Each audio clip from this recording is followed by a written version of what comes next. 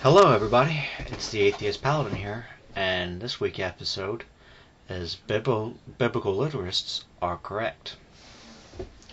I'll be explaining reasons why the Biblical Litterists and the ones who take the Bible non-literally are correct and the non-litterists are incorrect.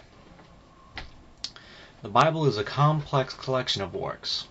It contains many literary forms, historical documentations, supposedly.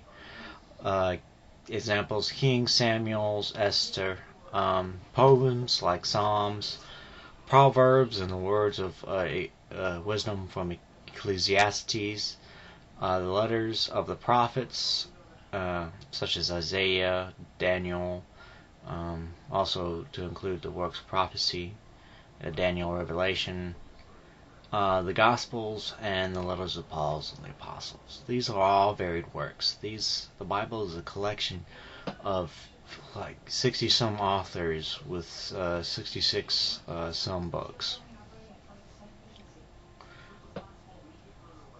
I think, yes, 60-some books with varying authors from different points of life. The debate is not whether or not to take debate is to take the Bible literally or metaphorically. It's absurd to take the whole Bible as literal or metaphorical. The real question is what parts are literal and metaphorical. Mainly this is over the book of Genesis. This is where the difference is made between literalists and metaphorical. Is the creation story a literal event, or is it just a parable? Is it a metaphor? Is it something else?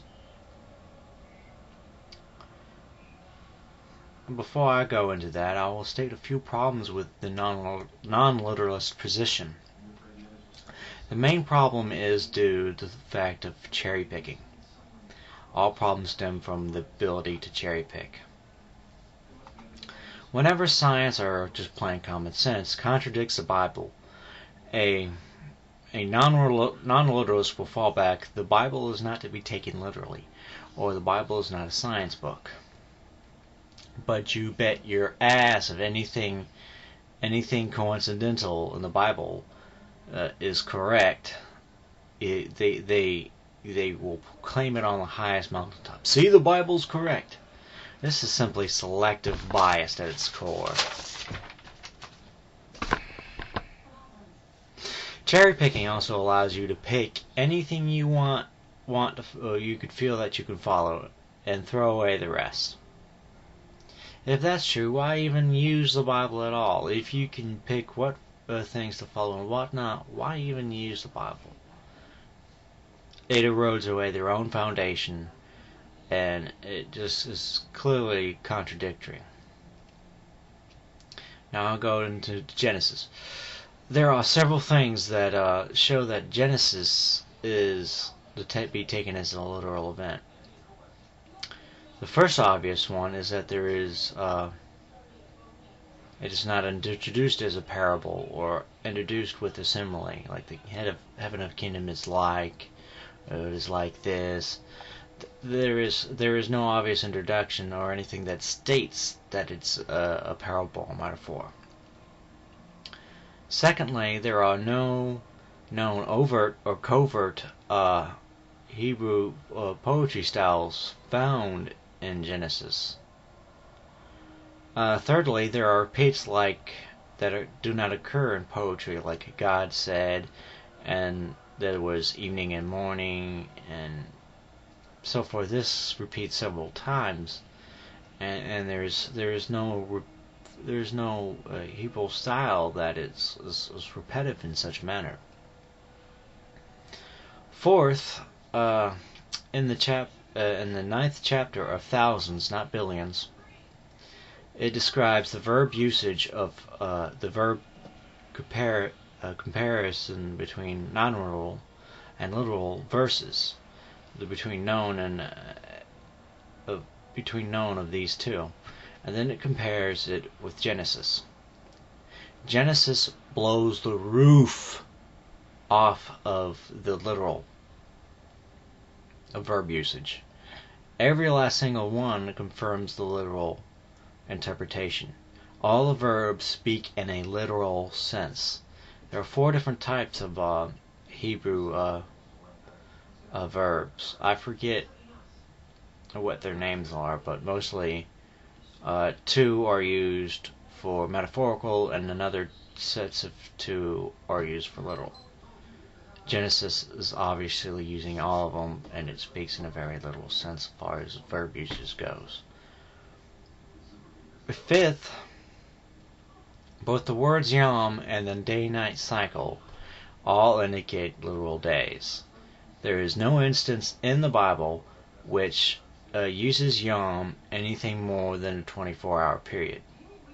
Nothing more than that. So to use yom in a period that is more than a day when there is no other known examples is completely absurd and should just be easily dismissed. 6. Old Earth creationism and theistic evolution are all recent theological introductions.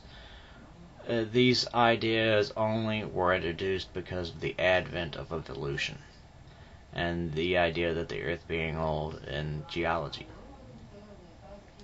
These things that, since it never came up before, and now all of a sudden, well, the Bible can mean this, and there's a gap theory, and it is simply all ad hoc. They're all trying to ad hoc justify the Bible to completely just, trying to prevent it from being completely thrown out the window.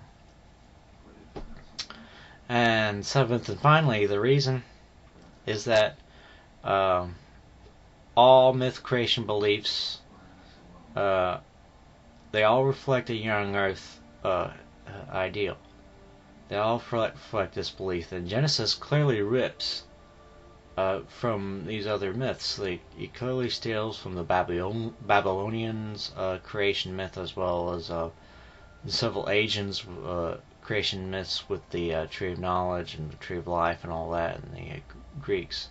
It is all ripping from, it seems, to copy all his neighbors and just make it sort of like a compilation story.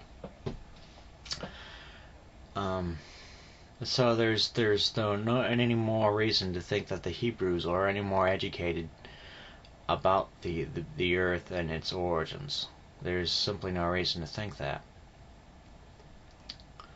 If you have any questions, concerns, you can email me at MySpace/CelestialCellFilm or my YouTube account. I'm the Atheist Paladin.